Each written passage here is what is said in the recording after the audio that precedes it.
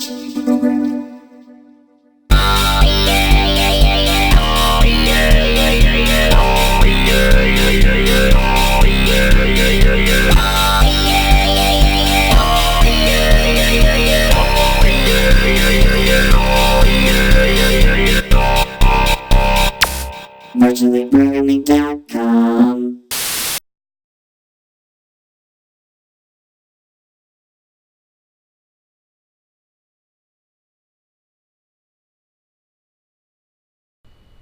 So now that you've watched the video that talks about how everything that we're doing with computer graphics, with 3D graphics, is all about drawing triangles, let's get into HLSL and how things work in HLSL.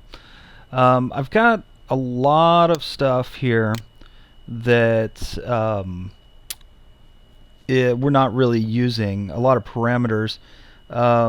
Those are included so that all these different shaders will have the exact same parameters. Other shaders that we're going to do actually use these parameters, and so I set this up in XNA to be able to switch these shaders in and out very easily, and the only way to do that was to have the same parameters, so that we don't get any errors that say that the parameter is missing or something like that. Now this is actually basically ambient shading that we're looking at here. In your blend Phong shaders and whatnot, you'll see ambient light, and that's what we're creating here is ambient light or ambient lighting. And I'll go ahead and run it here, and you'll see kind of what this shader looks like. You can see basically the silhouette of Professor Zombie here, and you can see here it actually is a silhouette when I start rotating the camera around him. For all of these demos, I'm rotating the camera, not the model. There's only one model in the scene, so you can't really tell whether it's the camera or the model that's rotating, but in the code it's actually the camera rotating here. And no matter what angle you look at him here, he's nothing but a silhouette. And what it's actually doing here is shading in these triangles with a single color, which in this case is black. And so he appears silhouetted. If he were on or against a black background, he would be completely invisible. But in this case, we have XNA's standard cornflower blue background here. And just to say this, I'm doing this HLSL demo in XNA because it was easiest to put this together in XNA, but the HLSL code itself is pretty much identical between XNA and DirectX. XNA is built on top of DirectX 9, and so it's not capable of doing anything beyond shader model 3, whereas DX11 can do shader model 5 at the highest, I believe. So that's a difference, but there's really only one thing I can think of that is really different between shader model 3 and shader model 5 that we're even going to touch on here. It's basically the same for both. And there's only very minor differences between doing this in DirectX and doing it in XNA, and so I just went ahead and did this in XNA since it's the XNA code is, or the C# code's easier than the C++ code basically. But the HLSL code is almost identical. So here we have our actual HLSL code, and it's complaining because things don't have actual tabs. and then it's not letting me select Tabify. You gotta love that. Why is it not working there? I don't know. Try saving. Still not happy. Okay, I don't think there's anything I can do about that right now. Anyway, so this is our shader. This is our HLSL code, and this is really one of the most simple shaders. That's it. That's all of it. This is one of the most simple shaders that you can write to draw things in 3D, and it's a little bit too simple because all it really does is draw silhouettes. Where's the color? So here in the pixel shader, and we'll talk about this more later, you're actually outputting the color of the pixel. And just to take a quick look at that, this is RGBA color, which is red, green, blue, alpha, alpha being transparency. The numbers here go from 0 to 1. They're floating point numbers. And 1 basically represents 100%, 0 represents 0%. So this is RGBA, red 100%, green 0%, RGB blue 0%, and alpha or transparency 100%. Actually, I think this is the opposite of transparency. I guess this would be 100% opaque. So it's completely solid. Let's see what would happen, just for grins, if I set that to 0. Whoops, that's not... Apparently it doesn't do anything when I set that to 0. I'll set it back to 1. The red actually happened because I changed the red to 100%, which was what I was going to demonstrate here in a moment. Yeah, I think the problem here is this actually probably should be a float 3. Let's see if we can get away with this. Nah, one failed. It didn't like it. This is a pixel color, so I don't think you should actually be able to use an alpha here.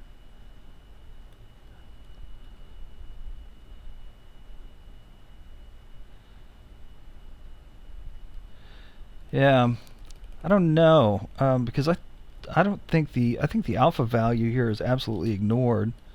Certainly when I changed it, it didn't do anything. But anyway, forgetting about that right now, and basically just looking at the color values, you can see that when I change this to red instead of black, we get a red silhouette. And it's exactly the same, it's just red.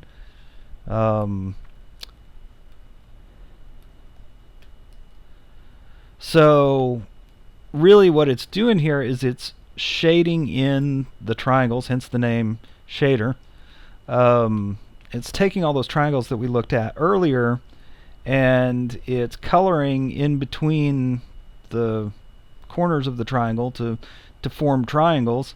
And since we've formed all these triangles into the shape of Professor Zombie here, you get Professor Zombie's shape when you color in all the triangles.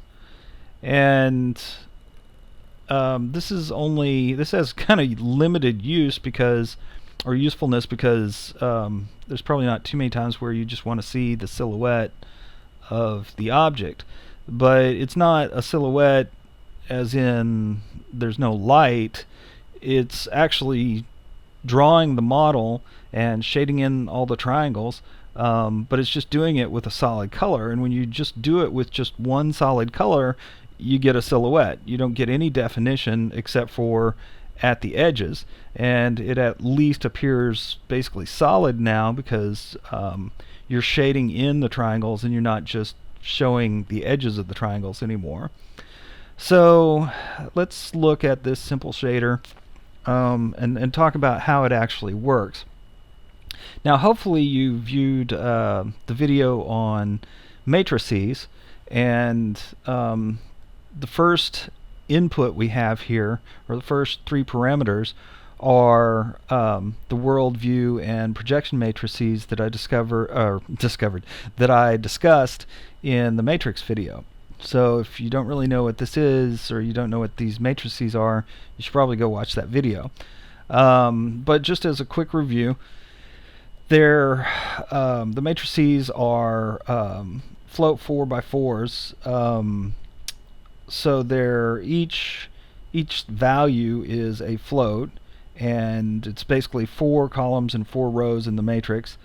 And in the calling program, this is going to have a different name. In XNA, it'll be a matrix data type right here. Instead of float 4x4, there'll be a matrix data type in DirectX as well. And my point here being that HLSL is a completely separate language from C++ or DirectX as an SDK, or C# and XNA. It has its own data types. We're not in C here. We're not in C++ here. We're not in C# here. We're in a completely separate language, which is high-level shader language, HLSL. And so it has its own data types, and you have to kind of match up the data types from the calling program to HLSL. But for matrices, it likes to use float 4x4. And so we have a world matrix that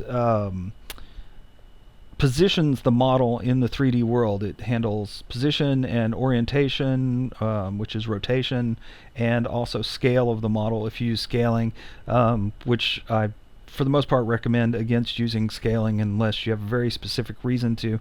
You want the modeler in your modeling program, Blender or 3D Studio Max or Maya or whatever it is, to size things correctly. You don't want to have to resize things in your program, in your game. You want it done right before they send it to you. But that may not always be an option if you're pulling models off the internet or something. You may have to scale them in order to get them to be the size that you need them to be, and there's just really not much way around that. Anyway, but the world model places the world matrix places the model into the scene. And I guess the eyeballs of Professor Zombie are actually part of his model, because any submesh that moves separately has to have its own world matrix. Okay, so I guess that's not well. So what I started to say was that that's probably not true, because we'd be making multiple draw calls. That actually is true. I'm having to think through all this as I go, and I probably shouldn't have got into this, and I may actually delete this out of the video. But what I'm saying here is that in XNA, which I didn't really want to get into any of the specifics of XNA here, we're actually looping through every submesh of the model and drawing every submesh separately. So we're calling the HLSL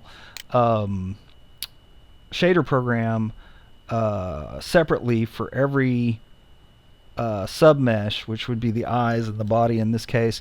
And so when we call the eyes, we give it a world matrix for the eyes. When we call the body, we give it a world matrix for the body. And of course, each eye is individual. But anyway, your world matrix is how the matrix, or how the object is positioned and oriented in the scene. You place it into the scene using the world matrix.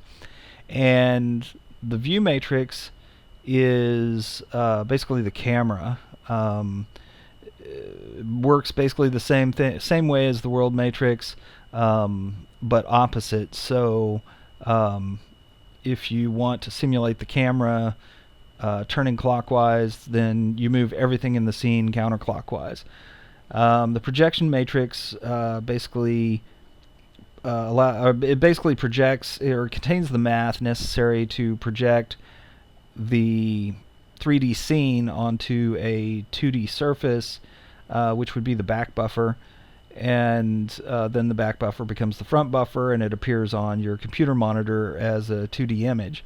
So basically, the projection matrix converts the 3D world into 2D so that it can be drawn. And then we have all these parameters here that I've only included because I need them in the other shaders, but in this particular shader, you could completely remove them, and this shader would work just fine, other than the fact that the calling program in X and A actually passes values for them, whether the values are actually used or not. And so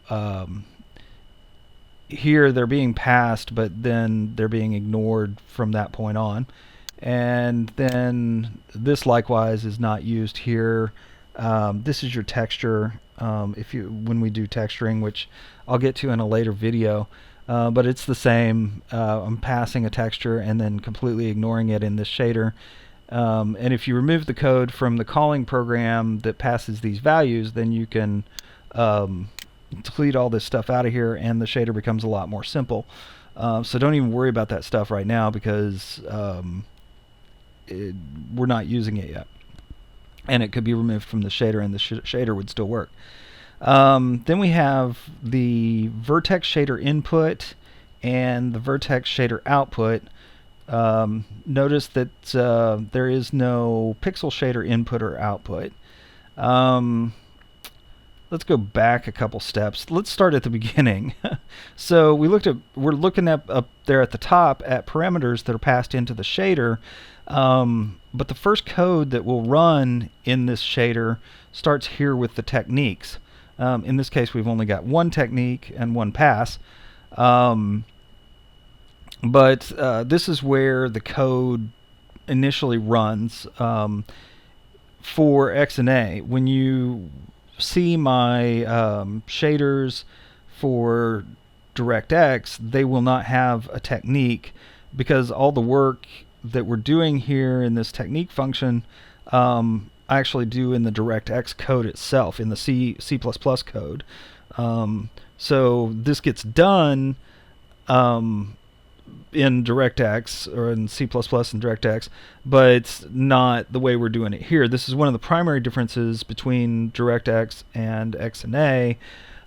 We do the same thing, here we're doing it inside the HLSL code, and in DirectX we do it in the C++ code, which I'm not going to get into really in these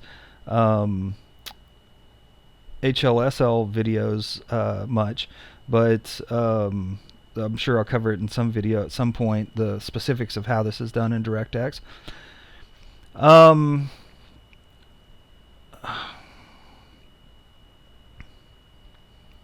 So first of all, the technique is basically a shader. The technique here allows you to have multiple shaders in one file. In DirectX, we're kind of getting to the point where the pixel shader and the vertex shader are in separate files, although in my examples I actually put them in the same file and then just tell it twice to use the same file. There's some different ways that you can do this, but it's also possible, especially here in XNA, to use a technique as a shader. So I could have like 5 shaders in this one file, this one effects file, the .fx for HLSL, and each one would be a separate technique. Every shader would be a separate technique, and I could just say, use the second shader by using the second technique, and it would ignore all the other code in the file and just run that one shader. So here we have just one shader, we've got one technique. Now the passes would allow a shader to use multiple passes just in that one shader. I haven't really seen anybody using passes, and I'm not fully the techniques. I pretty much understand how to use, but the passes not so much. I think part of that is because we don't use them anymore. Apparently, in the early data in the early days of HLSL, they were only allowed a certain number of instructions in the shader, and it presented a lot of problems with things that they couldn't do because they were trying to limit, I guess, the memory and what could be done in a shader so it didn't overwhelm the graphics card or whatever. And it wasn't allowing them to do the things they wanted to do. The pass was set up to allow it to make multiple runs through the shader to get past those limitations that they'd set up. But now I think that's largely, the passes have become obsolete, I believe, where we're not limited on the size of our shader and how many lines of code we can have and so on and so forth. And so basically the passes are obsolete and nobody uses them anymore. But most of the HLSL code where you see techniques defined like this, you'll see a pass defined as well. And in the XNA code, a lot of times you'll see passes. It'll loop through the passes here, even though the shader in our case is only using one pass. Probably the primary thing here is these two function calls. These basically define your shader. It's telling the Vertex shader and the pixel shader how to compile. Now, the Vertex shader, basically every HLSL shader program is going to have a Vertex shader and a pixel shader. There may be some ways to use a default Vertex shader, or and then just use the pixel shader by itself. Specifically in XNA with sprite batches, there's a default Vertex shader for the sprite batch. In DirectX, maybe not so much. You're probably going to have to actually define a Vertex shader and a pixel shader every single time. And DirectX has other types of shaders like the geometry shader, the tessellation shader, and the compute shader. And those are optional, and we're not going to get into those. Those are kind of somewhat advanced topics. And so we're probably not going to get into those anytime in the near future, and certainly not in this series. But pretty much every shader will have to have a Vertex shader and a pixel shader. And so the way it works is you're passing in vertices in a vertex buffer. If you have a model class, that model class, you may just be able to tell the model draw itself, and so you don't have to deal with vertex buffers and index buffers and so on and so forth. But behind the scenes, that model class contains a vertex buffer, and it's passing that vertex buffer and the vertices within that buffer to the shader, and then your shader, when it runs, will have input that will be each individual vertex. So this vertex shader input is describing what the vertex contains. So a vertex will always have a position, which is a float 4 or a 4D vector. Basically it's just 4 float values, x, y, and z, 3D position, and then a w value, which I believe is pretty much always set to 1 for a position. And this position 0 here, HLSL has some predefined registers that it uses, and I don't really fully understand the registers. I just know when you're passing certain values, you use certain registers. Some of it's pretty obvious, like if you pass a position, you probably don't want to pass it in a color register. If you pass a normal, you probably don't want to pass it in a position register. And then the 0 here, I think some of these registers, you can have more than one. Like you have a position 0 and a position 1 and a position 2 if you needed multiple positions within a single vertex, which off the top of my head I can't think of why you would.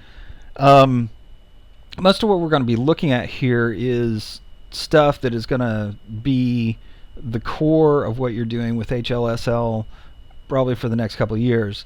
I mean, this is very fundamental. This is stuff that you'll see repeating over and over and over again, which is maybe part of the reason that I haven't got too deep into these registers and understanding how they are, or what they are and how they work, because you really don't need to. I mean, it's going to be the same every time. In fact,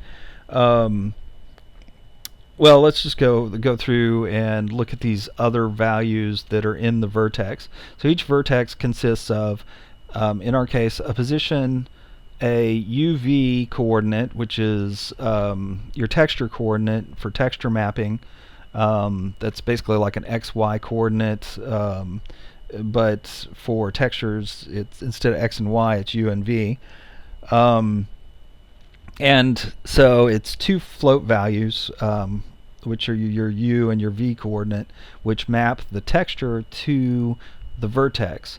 So probably don't want to get too deep into this UV wrapping and UV mapping right here, but if you don't really understand that, it's basically that this coordinate, the UV coordinate on the texture, if you think of the texture as a rectangle, if you think of the picture as a rectangle made up of pixels or texels, then you can map which pixel matches which vertex in the triangle. And so to make a triangle, you need 3 vertices. And then each vertex will have a UV coordinate that maps to that point in the picture.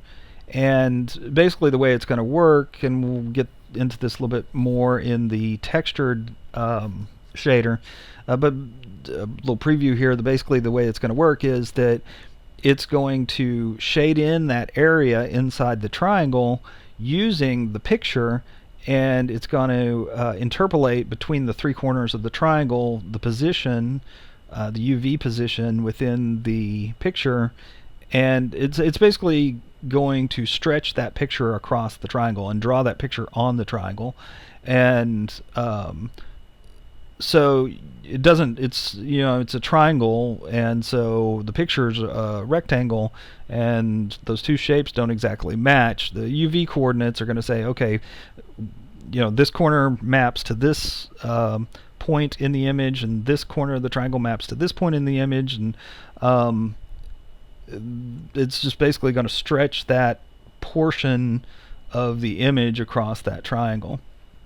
And that's basically what the UV coordinates are. The normals here are vertex normals. So this is, the normal is a direction. It's a 3D vector. It's an actual vector normal here, and not just 3 floats. We're storing it as 3 floats here, but it's actually a 3D vector normal, and it describes a direction. It describes the direction that that vertex is facing for lighting purposes.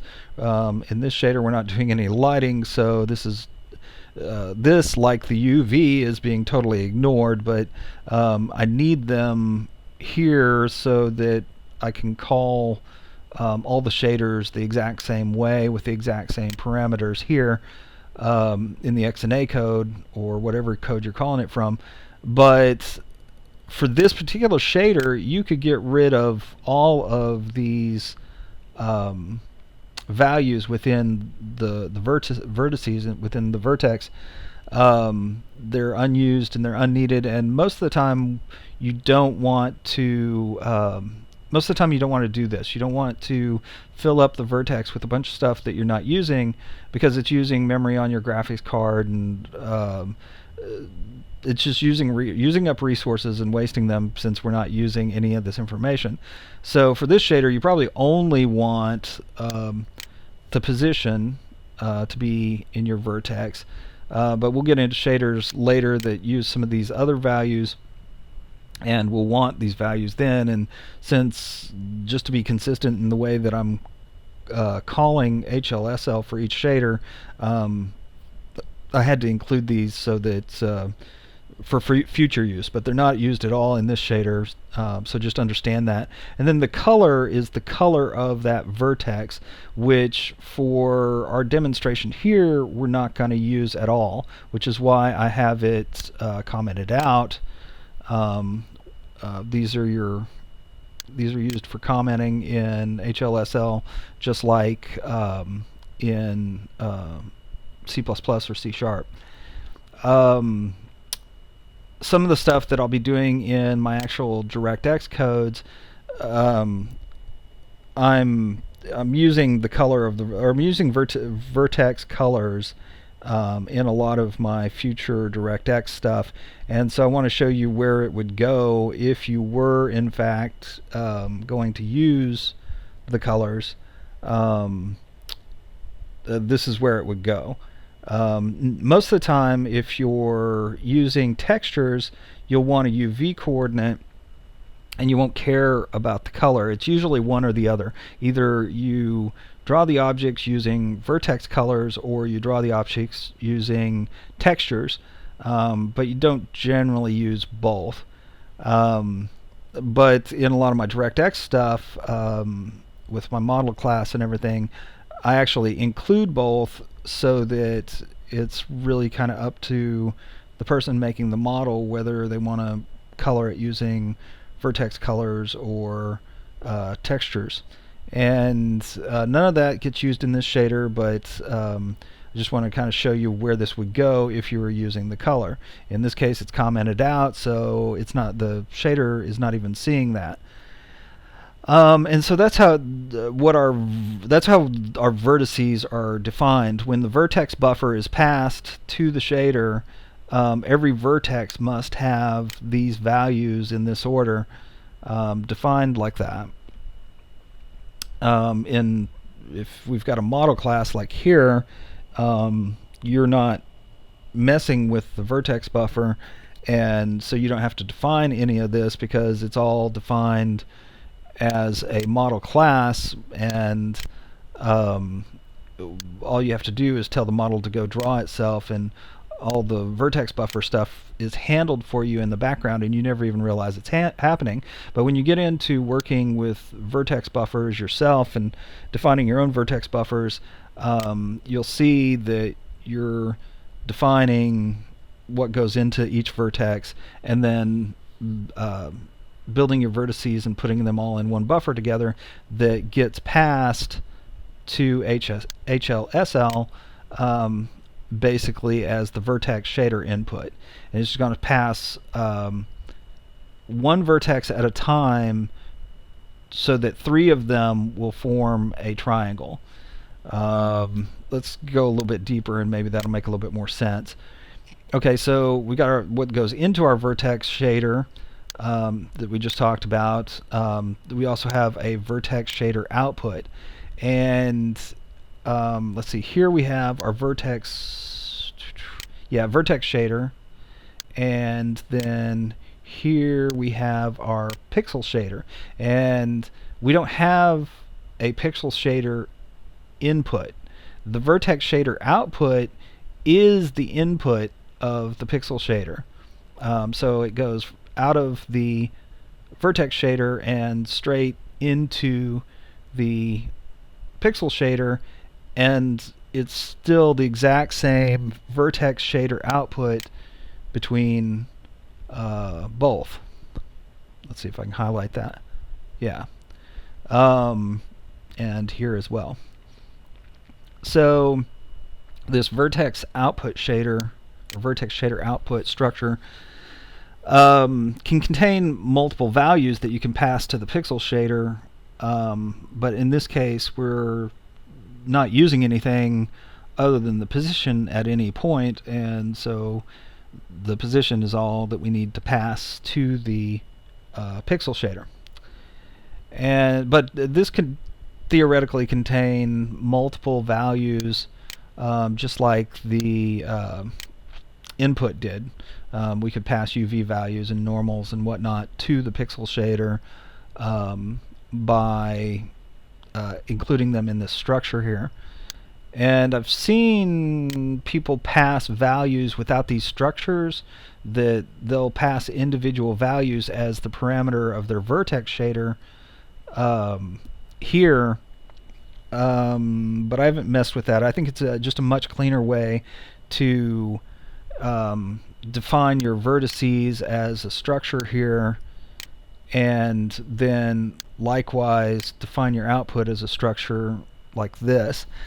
Now everything starts back here in our technique where we compile our vertex shader. So compiling the vertex shader is really one of the first things done. And you can use all sorts of crazy names for your shaders. I like to use the name Vertex Shader function because that is kind of self-evident. You could call your shaders Bob and Charles and left and right or whatever you want to call them, but it's probably going to be pretty confusing to somebody trying to read your code if you do that. But HLSL will let you do it, so if you want to do it, it's your code. But I like to use things that make sense, and that somebody coming into this without any knowledge of it can just look at this and go, okay, this one's going to be the vertex shader function, and this one's going to be the pixel shader function. You're basically, what we're doing here is we're compiling this shader code into the shader machine language code, which I believe is basically what the shader model is when we talk about shader model 3 in this case, or shader model 5 for DX11. Notice VS for vertex shader and PS for pixel shader. And so we're saying basically compile this as a vertex shader using shader model 3.0, which is what the _3_0 is. That's shader model 3_0 or 3.0. This would be shader model 2.0, which I believe when you define a new effect in XNA, it will automatically default to shader model 2, I think, and I actually changed these to shader model 3. I think shader model 3.1, I think, is the highest that you can use in XNA. Let's see if this will doesn't like it. So I guess shader model 3.0 is the highest that you can use in XNA. But again, DirectX 11 can use shader model 5. So here we're defining our vertex shader, and we're telling it, here's the name of our vertex shader function, and here's the name of our pixel shader function, and go find that code here and compile it. And so going kind of backwards here, here is our pixel shader, and notice that the name of the function, pixel shader function, is defined right here. So basically it's saying here, go to our pixel shader and compile it into shader machine code. And if I can get all of this on the screen at the same time, and it's basically saying here, go find the vertex shader code using this vertex shader function name, and compile that to shader machine code for the graphics card. And with HLSL, you'll figure out pretty quick that what we're actually doing here is directly controlling the graphics card. We're telling the graphics card how to do its job. We're very close to the hardware level at this point. And all of these shaders used to be built into the graphics card. It was hardwired in. Whatever they wired into the card, that was what you had to use to draw 3D stuff on the screen. And so you really didn't know how any of this worked internally, because you were just saying, okay, use a blend Phong shader and draw the model, or here's the vertex buffer and draw the model using a blend Phong shader. And you had only what control the parameters gave you, the parameters and the states that you were using to set that shader were all the control that you had. Now that we have programmable shaders with HLSL, we can actually write the code that tells the graphics card exactly how to do its job, and that's what we're doing here. So before we get into the shaders themselves, let's talk about this code here a little bit. This was actually what allowed me to do the wireframe model here, and you can see that with wireframe you can see the triangles, but you can see it also uses the colors. If we were using textures here, it would actually use the textures of the colors of the texture. But since we changed the shader to draw in red, it's now drawing the triangles in red, and it's actually drawing this model much the same that it would if it were, say, a textured model, for example. I don't know if you can see, but the backside triangles are not drawing. If you try to look through the model and look at the model's back here, the back's on the opposite side, there's no triangles being drawn for anything that faces away from the camera.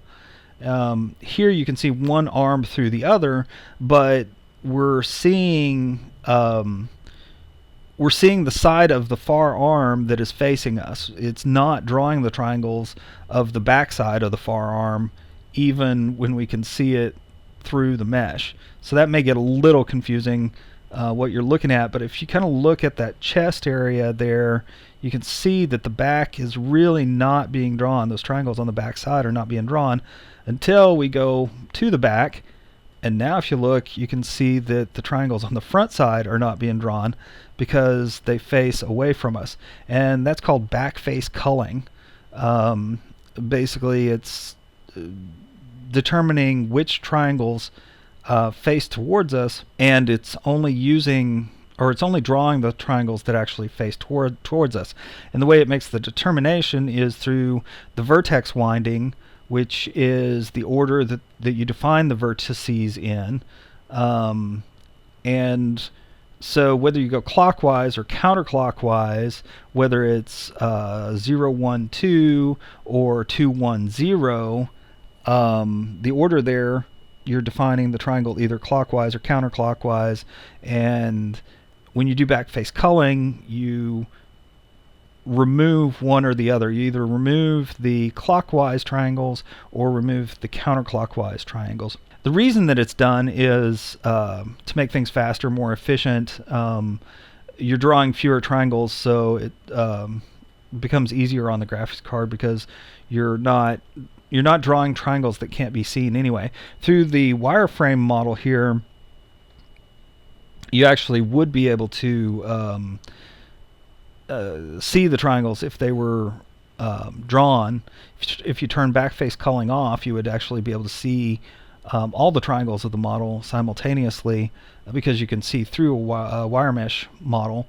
But then once it's solid, and the triangles are filled in solid, you wouldn't be able to see the backside triangles anyway, because they're blocked by the front side triangles. And so it's just a waste to have those backside triangles, and that's why we call them out with backface culling. And that's a setting that's outside of HLSL. It's I believe a raster state setting, I want to say. But anyway, that's what that is, and I actually put this in here so that I could demo the wireframe as well as the solid. You could actually take that out of this shader and it would still work. Hopefully that won't save that. Yeah, see, I deleted that code completely out and it still runs the same. There we go. Resave that. So our vertex shader here, we specify its name down in the technique section, and you can use any name you want for this function. I like to use vertex shader function as the name of the function. And then you define the parameters that you're passing into the vertex shader, which I always do in a structure, vertex shader input structure here,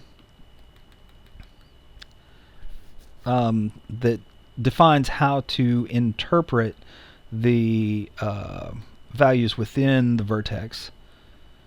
Because you can pack these things any way you want. There's all sorts of information that you could contain in a single vertex. Like in this particular case, these really were totally unnecessary. You might use them, you might not. And so you can pack these vertices you can pack these vertices the way you want them packed. And so it doesn't automatically know how you defined your vertices, and so that structure tells it how you defined your vertices and what to expect.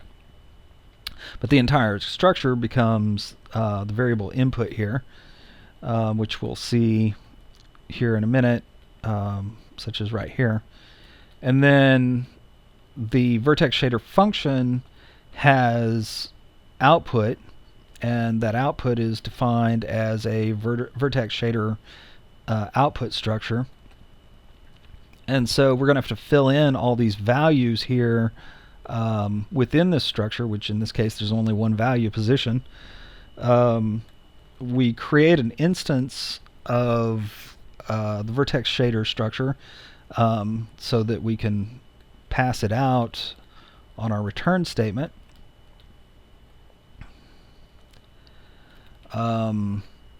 And so really here's where the actual vertex shader code begins.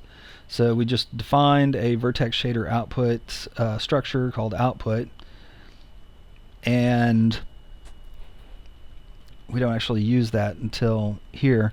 But the first thing we do is we define a new float4, which is a 4D vector called world position, and we immediately initialize it to the value of the position of our vertex. So remember, we're passing this vertex buffer to the graphics card, and then it's taking every vertex in the buffer, and it is running the shader, the vertex shader, against every single vertex one at a time. And of course, our goal here is to draw triangles, and so it really takes 3 to make up a triangle. But our output is still going to be a 4D vector. It's still going to be a position of the vertex. It's going to be a 2D vertex instead of a 3D vertex when we finish with it, and I'll get into why here in a second. But it's still basically a 2D position, which you could think of as a 2D vector, even though it's not really a vector. It's going to be, what it actually is the 2D position on the 2D computer screen is going to be our output. And then the W value, the third value, is basically, I guess for all practical purposes, thrown away. The depth value, the Z value, and you're just going to have X, Y screen coordinate positions, and then the W value is consistently set to 1 the entire time, doesn't really do anything. Anyway, so we've got this world position we're defining, and we take our 3D position of the vertex in 3D space within the model. And remember, again, this is exactly the way it was done in the modeling program. You model it in your modeling program, you export the file FBX in this case, which was Professor Zombie FBX, or whatever file format you exported in. The file contains the position of every vertex within that model, and that's actually what's getting passed in here, right here. This is not the position that you want the model to be in your 3D world. This is the position it was in when it was originally created in the file. It can't be positioned in the 3D world here. That's what all of this does. this whole line here, it's taking the original position that was defined within the model file and using the world matrix, which tells it where the model is supposed to be put and how it's supposed to be oriented in the 3D world, and it multiplies the two together. We can't just use a multiplication operator in HLSL like we do in C++ or C#. We have to use this multiplication function. But we're just multiplying these two values together, and then storing the results as world position. And notice it's 4 floating point values, because this is a float 4, even though it's basically a 3D vector. And then this is a 4x4. This is a world matrix. And this is matrix multiplication, which may be confusing if you're not familiar with matrix algebra, but if you watch the matrix video, it should give you some idea of what matrix multiplication is. But basically all you really have to know or think about here is that the world matrix contains all the math that defines where this object, this mesh, this model is supposed to be in 3D, in your 3D world and your scene, and how it's supposed to be rotated or turned, as well as its scale.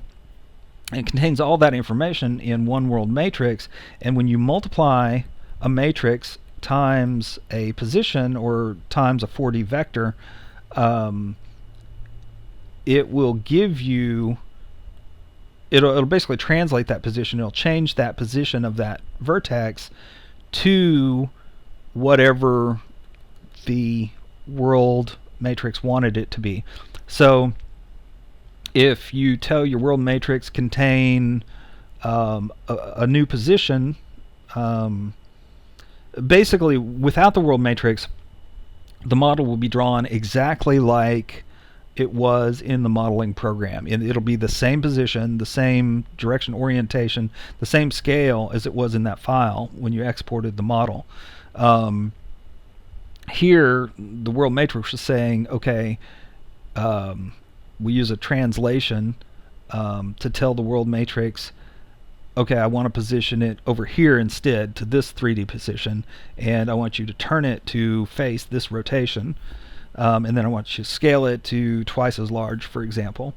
And by multiplying the vertex position with whatever is contained in the world matrix, it will do all that. It will move this position to whatever position you told it in the world matrix. It will rotate this vertex to face the whatever orientation you said in your world matrix, and it will move the position to whatever scale you told it in the world matrix.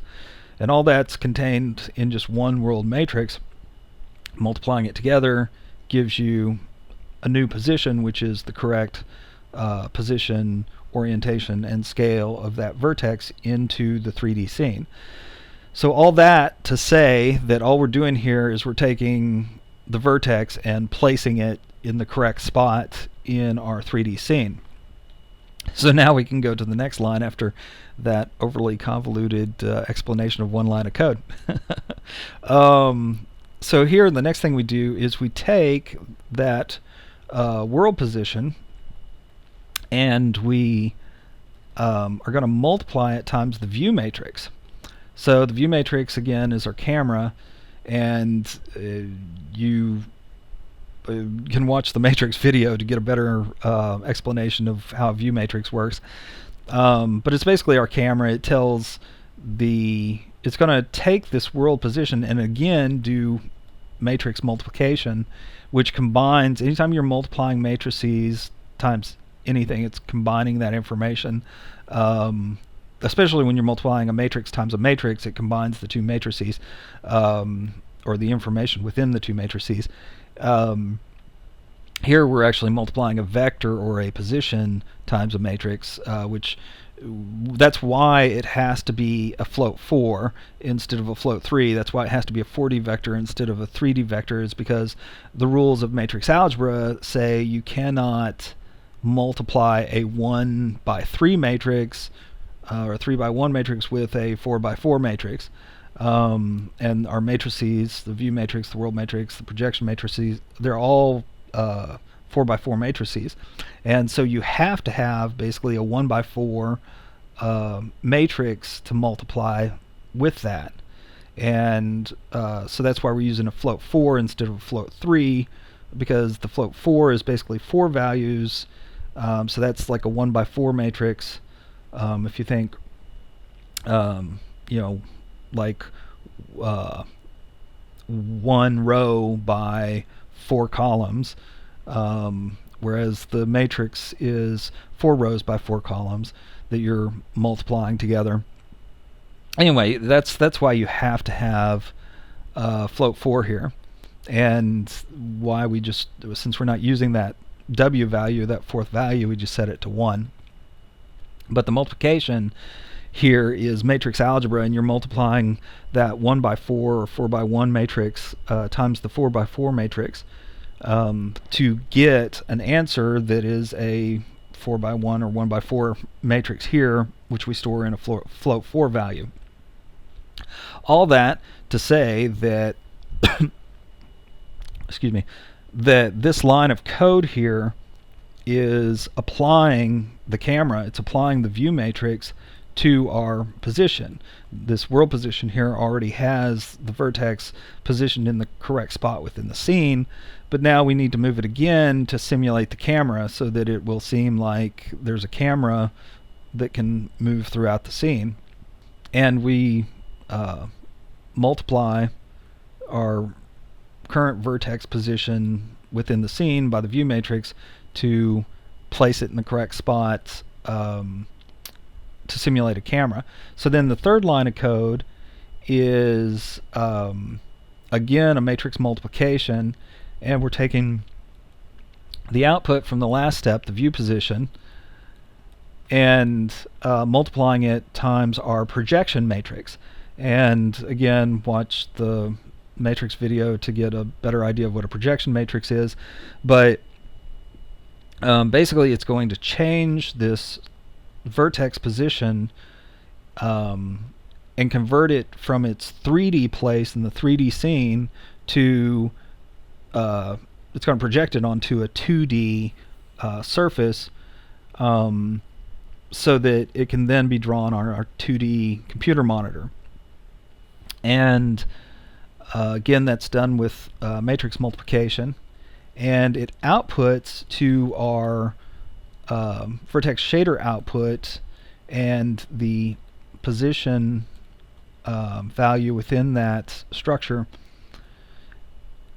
and that gives us a vertex position that is placed correctly in the scene, is moved to make it appear that there's a camera in the scene, and then projected on a 2D surface so that it can be drawn on the back buffer, which will eventually get drawn to the screen.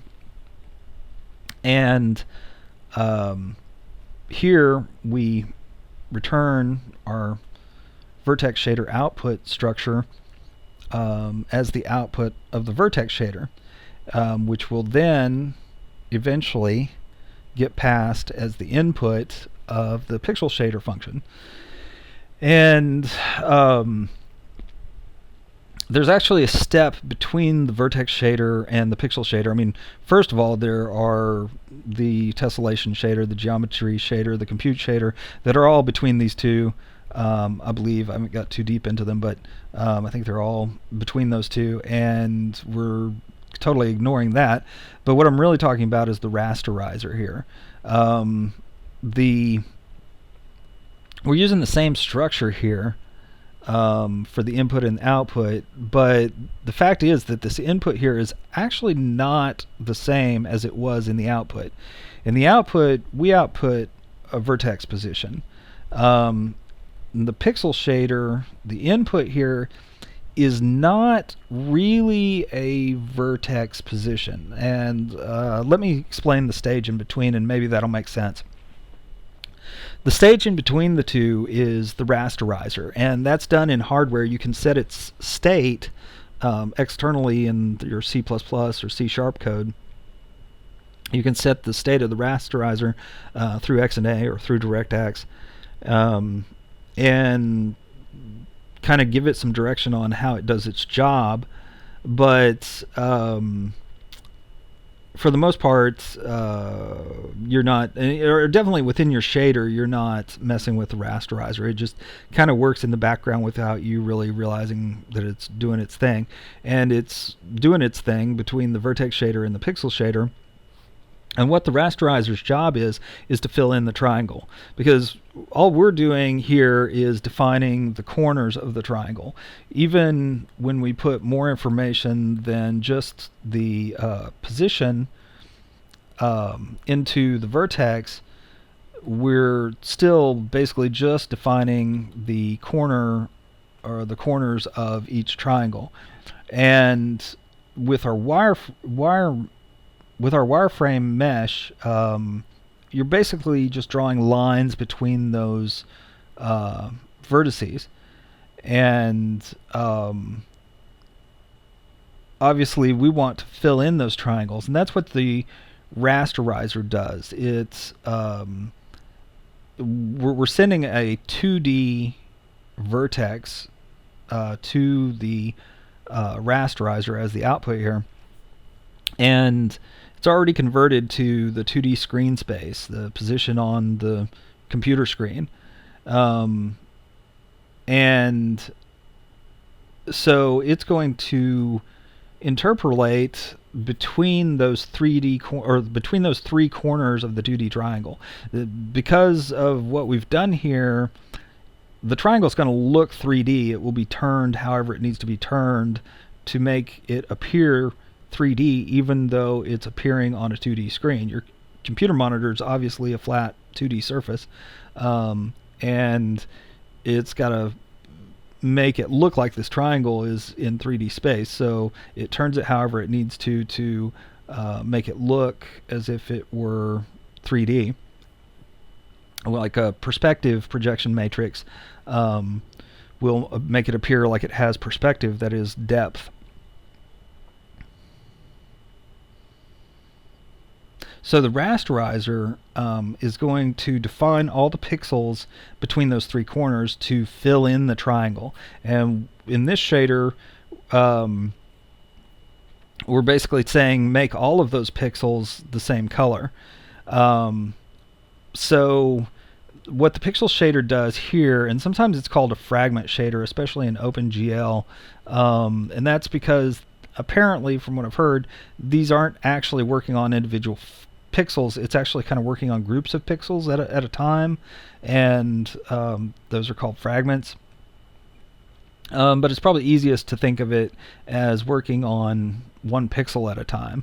That it is sending, the rasterizer is sending the pixel shader each pixel that it defines within the triangle.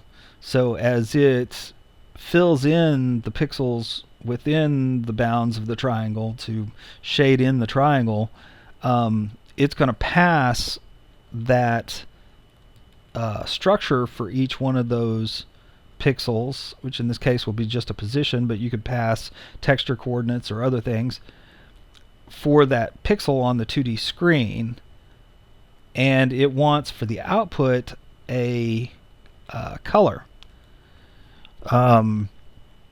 The color, so all the job the pixel shader is, all the job that the pixel shader is supposed to do is define the color of the pixel of the triangle. So the rasterizer is coloring, or the rasterizer is filling in these triangles by defining their pixels, and it asks the pixel shader, okay, I've got a pixel here within this triangle, what color should I make it? And it's up to the pixel shader to tell it what color that pixel is supposed to be. And so that is the entire job of the pixel shader, is to tell the graphics card what color that pixel should be. And this gives you a lot of power to do a lot of things. But at the end of the day, all you're really doing is defining the color of the pixel on the screen for that pixel within the triangle. And the color here is defined as a float 4 for the output. But here we have the RGB color, the red, green, blue color again. Hopefully you're familiar enough with color to know that those three values, red, green, and blue, can be combined to form any color that you can imagine. Basically, with 32-bit color, those three values can make up more colors than the human eye can actually see. So, it might seem limiting drawing all the colors with just three colors, but it turns out when you combine these three colors of light, you can make any color you need to make. And in this case, 1 is 100%, 0 is 0%. All we're doing in this pixel shader is defining float 4 float values to define the color of the pixel within the triangle. And in this case, we're saying 100% red, and so when we run it, we get this red silhouette. But there's just no definition. It's just nothing but a silhouette. There's no definition inside of the model. You can obviously see its edges because the background color is different, but if the background color were red like this, it would be invisible. And that's pretty much this entire shader. This is the basis of how HLSL works. You're going to see most of this repeated, and then we're just going to add more to it. So now we can move on to the next shader, which will be